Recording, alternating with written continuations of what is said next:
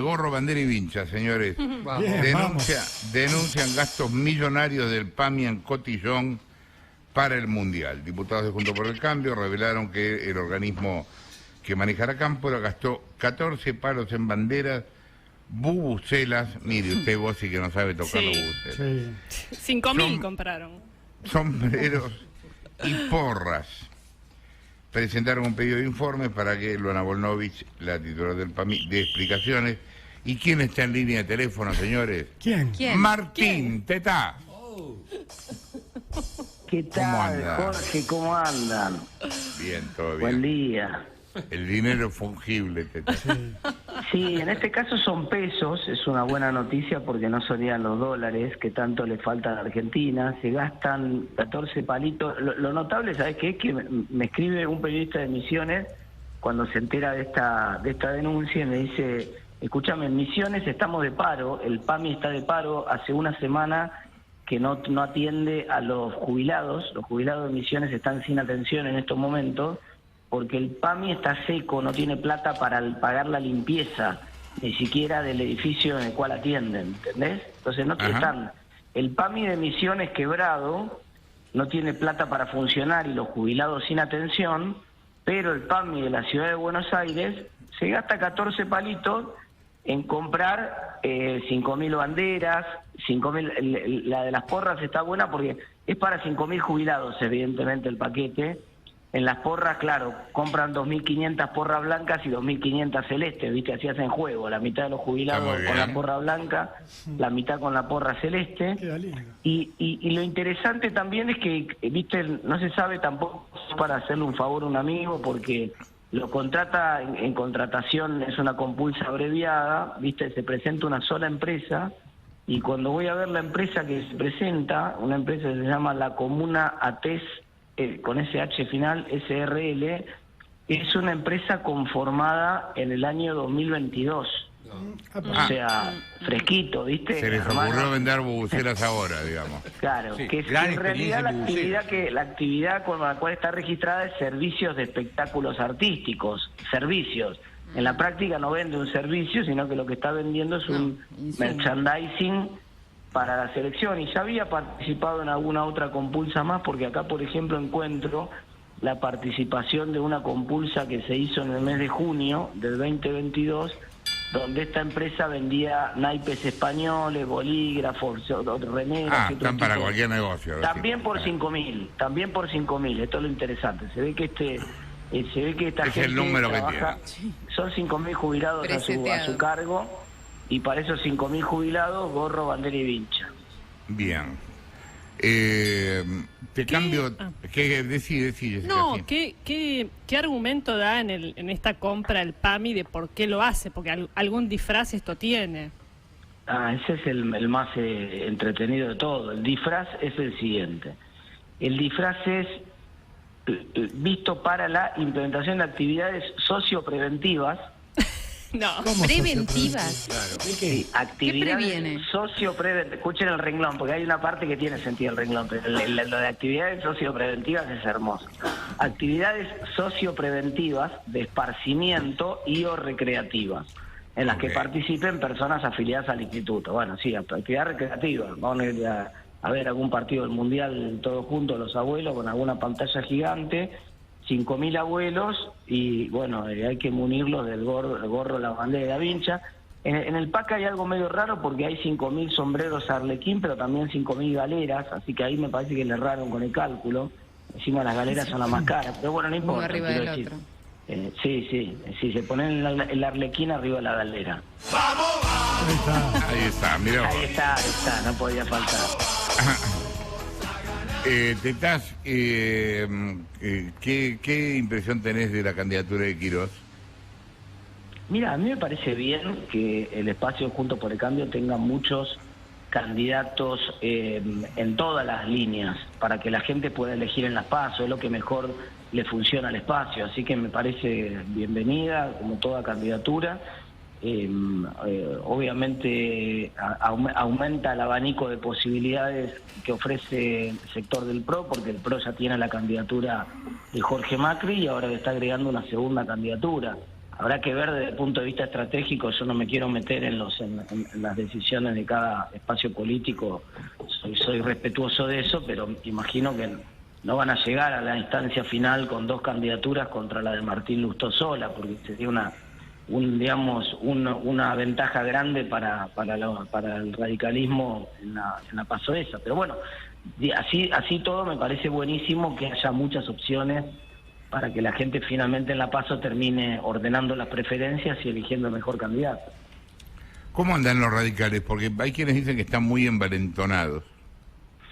No, yo hago el mismo análisis que hacía en su momento y que hacíamos con vos cuando el radicalismo se quejaba en el 2016, 2017 del poco espacio que le daban. Y yo decía, muchachos, acá hubo una PASO, ganó Macri 85 a 10 y encima el que sacó 10 ni siquiera aceptó el ministerio que le habían ofrecido. Entonces, ese era el radicalismo del 2015. Hoy el radicalismo de ahora es un radicalismo que renovó la política, que si vos mirás los cuadros políticos que surgieron de la última elección, la mayoría los aportó, a diferencia de lo que venía pasando. El radicalismo hace 10 años atrás era un partido viejo y el que aportaba la novedad era el PRO. Hoy dentro del espacio de Juntos por el Cambio, el PRO no ha tenido la capacidad de generar nuevas figuras como sí lo ha tenido el radicalismo, que tiene, bueno, recién hablábamos de la figura de Martín Lustó en la ciudad, pero vamos a recuperar muy probablemente Santa Fe de la mano de Maxi Puyaro, Córdoba de la mano de Rodrigo de Loredo, La Pampa de la mano de Martín Berongaray.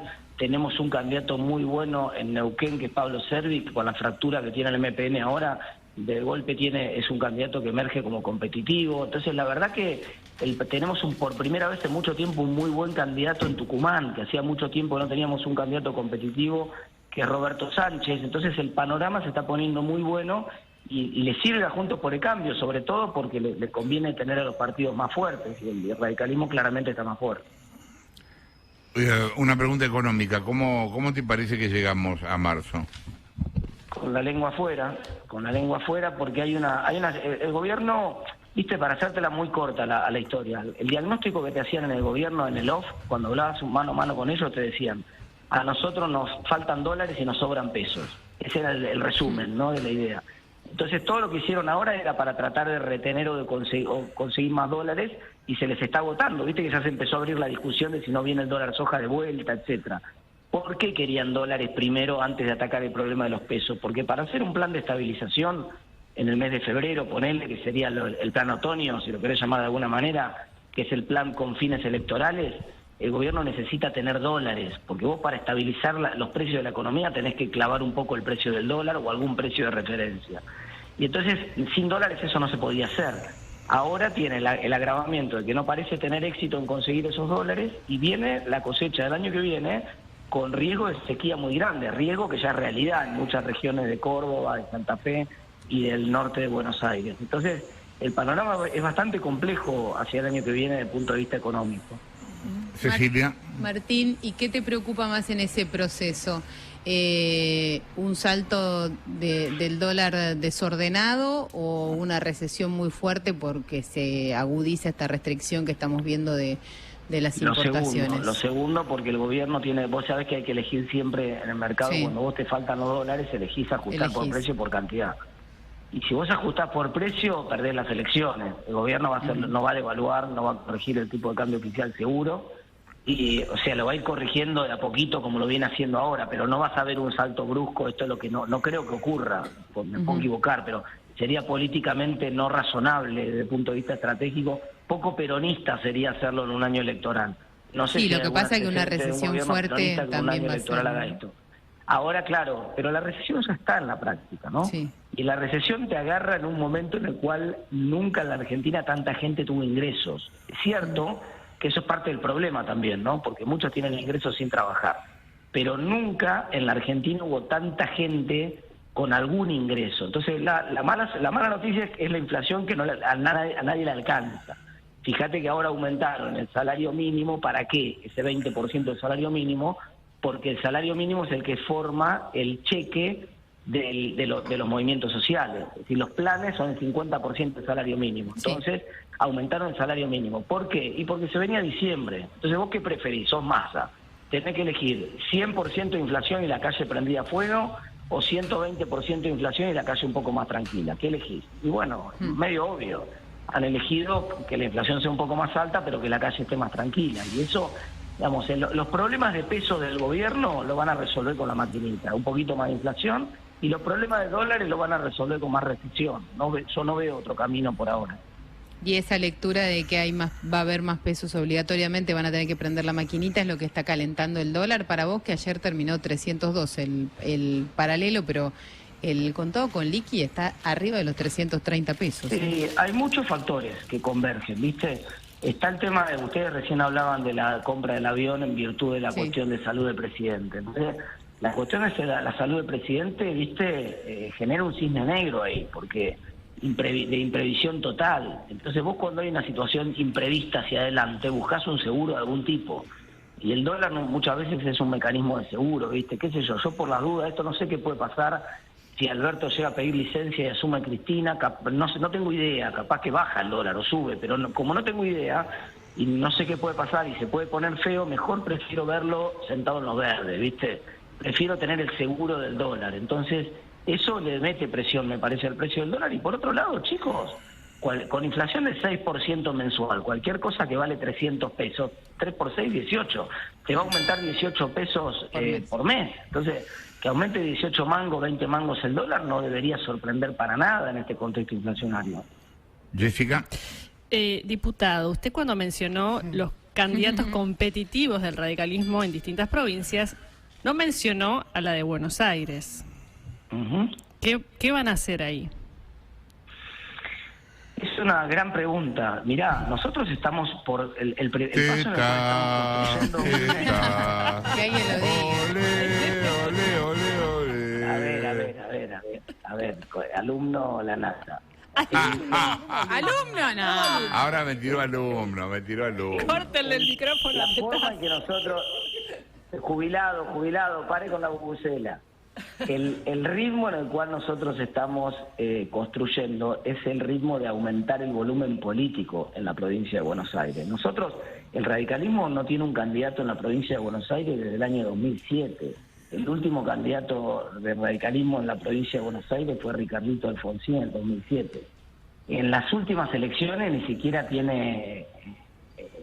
No es que no tiene ningún candidato competitivo, sino que ni siquiera tiene candidato. Entonces el radicalismo obviamente tiene que recomponerse y buscar una candidatura competitiva para la provincia de Buenos Aires. Pero eso, para definir eso, falta definir tantas cosas antes. Le voy a poner un par de ejemplos muy simples. Una posibilidad. A principios de este año se hablaba de que se iba a desdoblar la elección de la provincia de Buenos Aires. Ese es un esquema de un tipo de competencia, donde genera la participación de un montón de gente, etcétera. Segundo esquema, no se desdobla la elección de la provincia de Buenos Aires, pero no hay paso, pongamos. Otro problema. Tercer esquema alternativo, el esquema actual, pero con el problema de la interna, sobre todo la interna del PRO sin definir. Entonces, ¿qué va a pasar? Va a haber dos candidatos del PRO, cada uno con su gobernador a nivel nacional, y va a haber un candidato del radicalismo. Juntos por el Cambio va a tener 3 candidatos nacionales, y entonces cada uno va a tener su gobernador. Ese es un contexto. O no, o va a haber un solo candidato y se va a dirimir de alguna manera previamente antes de la PASO la interna del PRO, va a haber un solo candidato a presidente y todos los que quieran ser candidatos a gobernador van a poder competir en la misma boleta de ese candidato a presidente, porque esa es una instancia mucho más competitiva que obviamente va a invitar a que muchos participen. ¿Y vos a nivel personal tenés alguna pretensión de competir? Mirá, vos, lo voy a poner en términos de Santi García, ¿está en la mesa? No.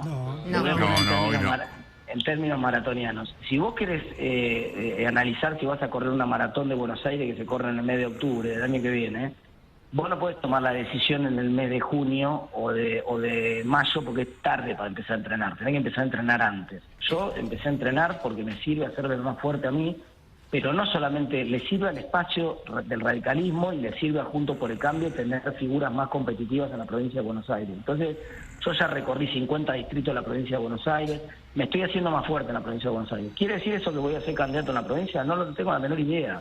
Probablemente no.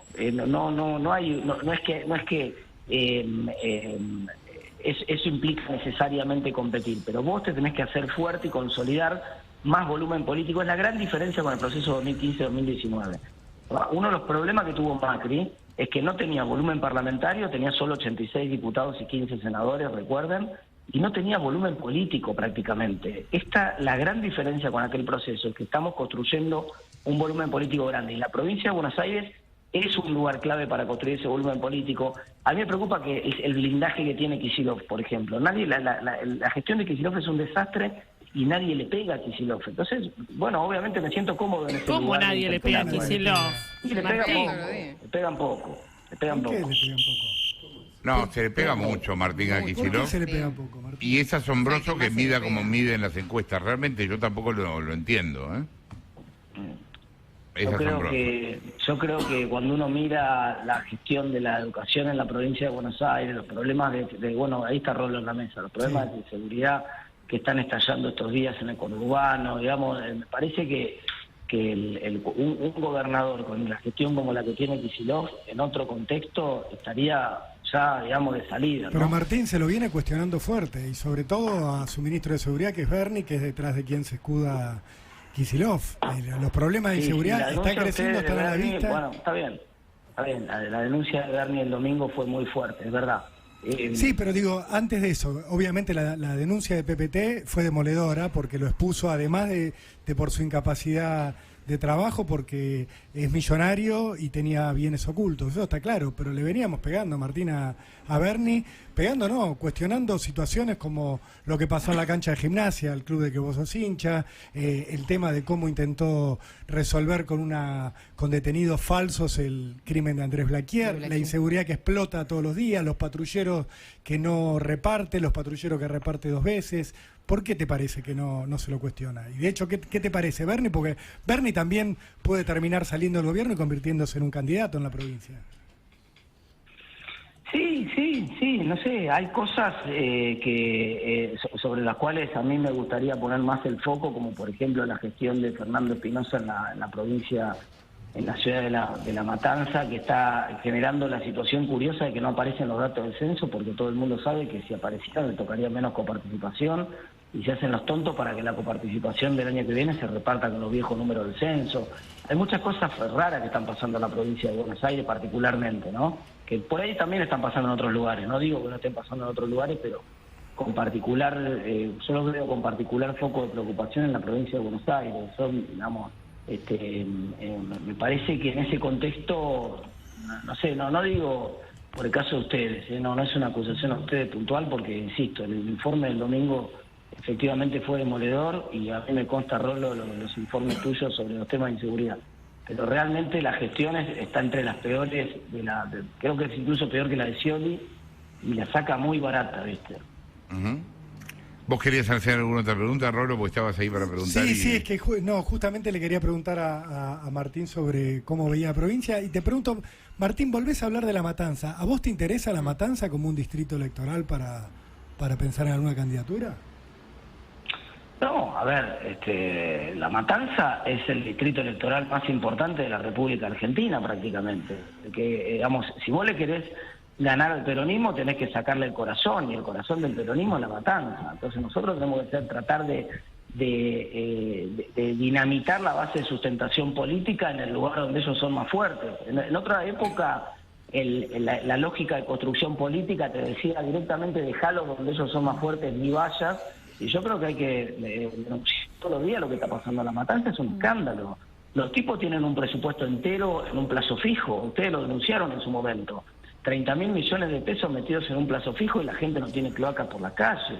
Es un desastre lo que está ocurriendo en La Matanza, y claramente es una situación de un señor, porque esto lo habíamos... Miren que esto nosotros hemos visto, y ustedes lo han mostrado en Argentina, ustedes han mostrado gente que se afanaba un hospital, gente que se afanaba una obra, una ruta entera o rutas enteras en el sur, pero gente que se afana un censo es una cosa que no se había visto nunca. Y estos tipos se afanaron un censo. ¿Y qué, Martín, porque también es cierto que La Matanza está muy convulsionado también desde el punto de vista de la interna del peronismo. Incluso dentro del peronismo dan como terminado el ciclo de Espinosa, que viene desde hace muchísimos años, que no lo ven como candidato a intendente para la próxima elección. Hay una interna con el movimiento Evita que tiene mucho peso territorial. Van a tener una candidata ahí, que es la mujer de Pérsico, Patricia Cubría. Ahora, en medio de toda esta interna, cuando el peronismo discute en el conurbano, se discute pesado. cuando preguntas o cuando yo pregunto a dirigentes que son o punteros o jefes territoriales, te dicen, sí, está pasando todo esto, pero se pone mucha plata en la contención, esto no va a explotar porque más allá de la interna, nadie quiere que esto explote. Entonces, es una combinación extraña la que se da porque quizás vuelva a ganar otra opción del peronismo en la Matanza el año que viene y es como una contradicción grande lo que vos estás contando con eso. No, está bien. Socialmente no va a explotar porque, por lo que decíamos más temprano, porque el peronismo los problemas de plata se arreglan con plata, y si vos tenés una máquina para fabricar esa plata, no, si explota sería una locura, digamos. Lo que van a hacer es, en la emergencia política, van a evitar la emergencia política y la tensión social imprimiendo lo que tengan que imprimir. Esto está claro, o sea, no hay ninguna duda que va a ocurrir eso. Entonces, socialmente no va a explotar. Ahora, políticamente, realmente, claro, a nosotros ¿qué nos falta en La Matanza? Y nos falta una figura competitiva electoralmente como para poder disputarle. Si tuviéramos una figura competitiva en La Matanza, se terminaría rápido. Muchas veces los candidatos ganan. Estaba viendo, por ejemplo, ayer la emergencia política de la figura de Alexandra Ocasio-Cortez en Nueva York, en Estados Unidos, ¿no? En el 2018 es una historia extraordinaria, se la recomiendo porque está en un documental de Netflix.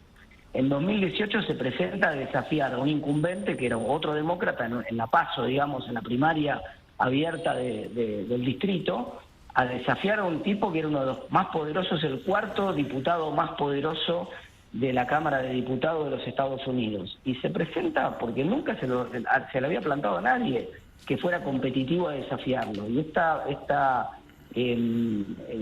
figura que viene desde afuera de la política, con un perfil muy disruptivo, con una campaña comunicacionalmente muy buena, se instala y le gana 60-40, lo pasa por arriba. Entonces, yo estoy convencido que si nosotros pudiéramos construir esa figura, esa Alexandra Ocasio-Cortez de La Matanza, lo pasaríamos por arriba. Pero bueno, ese es lo atractivo, lo interesante y lo difícil de la política, ¿no? ¿Qué estás, Gaby te habla? Hola Gaby, ¿cómo estás?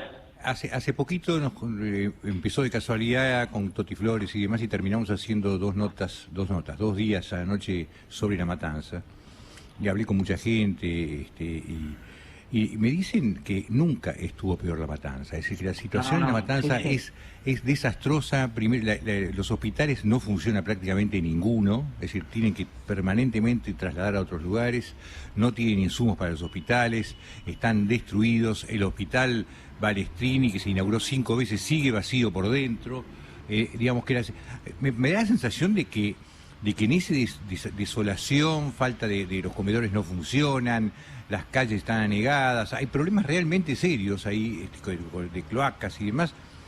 No entiendo cómo no pueda, cualquiera que vaya y proponga alguna cosa razonable en ese lugar, supongo que sería visto como una posibilidad. Es un distrito en el cual es muy difícil construir. Digamos, no hay ninguna figura política. Yo lo estudié mucho La Matanza, conozco estudios de opinión pública hechos en la Matanza, muchos. No hay figuras políticas conocidas. El único conocido, no siendo hay 2 o 3 figuras conocidas en La Matanza de la política, que son, por ejemplo, obviamente el intendente, que tiene una pésima imagen, como decía vos, que tiene solamente 40 puntos de imagen positiva en La Matanza, que es un distrito donde ellos tendrían que estar mucho mejor. Magario, que tiene buena imagen positiva, la segunda figura, y la tercera figura es un boxeador, que es Brian Castaño, que es el único tipo conocido que no están hoy en la política. Pero después hay un montón de figuras, el propio PRO ha medido un montón de figuras en La Matanza, y la verdad que las figuras que ha medido en La Matanza no mueven el amperímetro. Entonces, es muy difícil ser popularmente conocido en un distrito que es además tan grande territorialmente. La Matanza te atraviesa los 3 cordones del Gran Buenos Aires. Vos empezás a recorrer la avenida San Justo y le pegás, y le pegás, y le pegás, y le pegás, y le pegás, y le pegás, y le pegás, ¿viste? Y hace 2 días que estás recorriéndola y todavía no llegaste al tercer cordón. ¿Y en algún momento Vidal intentó dividir La Matanza, o tuvo el proyecto de dividir La Matanza en 4 partidos diferentes, como para evitar eso que vos decís y como para tener foco en las problemáticas de cada región diferente con un mandato político diferente? ¿Vos estás de acuerdo con eso?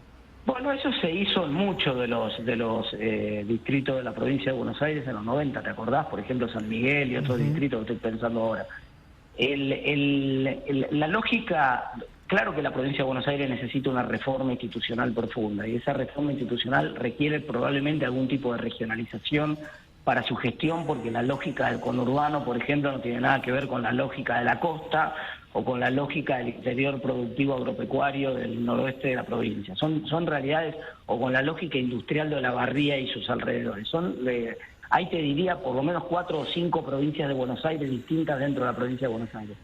Pero la lógica de regionalización y de más autonomías y de diseño institucional no puede ser una lógica política electoral. Por más que a nosotros nos convenga partir la matanza en 2, en 3 o en 4, nunca tiene que ser ese el criterio con el cual se construye institucionalidad, porque ese es un criterio que no le sirve a la gente, no tiene lógica desde el punto de vista de gestión. Entonces tiene que ser un criterio que sea de carácter más general, que si cae la matanza dentro de ese criterio y conviene dividirla, buenísimo, pero nunca la división puede partir de una lógica desde el punto de vista electoral. Tetaz, saludos al Cherry Picking y a Camesa desde aquí. Y al Chicken Game. Y al Chicken Game. Un abrazo. Un abrazo grande, nos vemos. Martín Tetaz, señores, diputado nacional de Juntos por el Cambio, son las 10:50.